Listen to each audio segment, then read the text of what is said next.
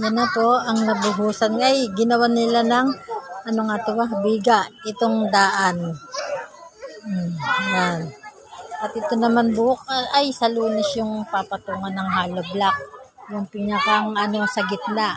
Pinakang hati sa gitna. Pinakang bangs. Ay, bangs talaga.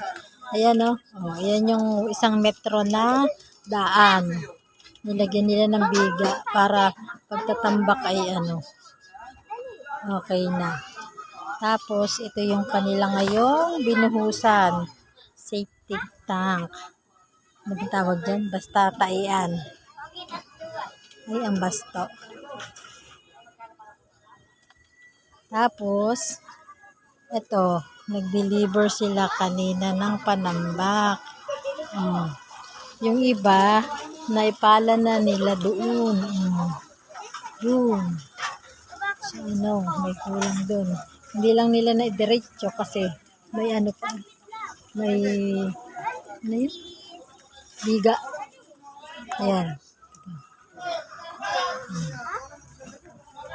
Napuno naman dito sa may dito.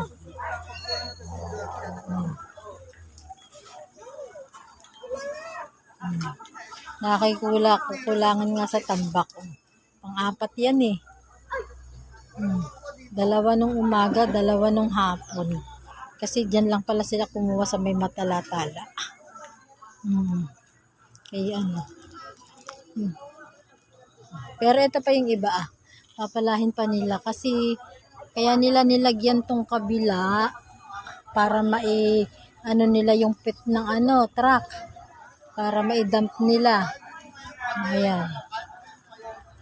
Ito lang nga. Ayan. Ito nga sa malayo.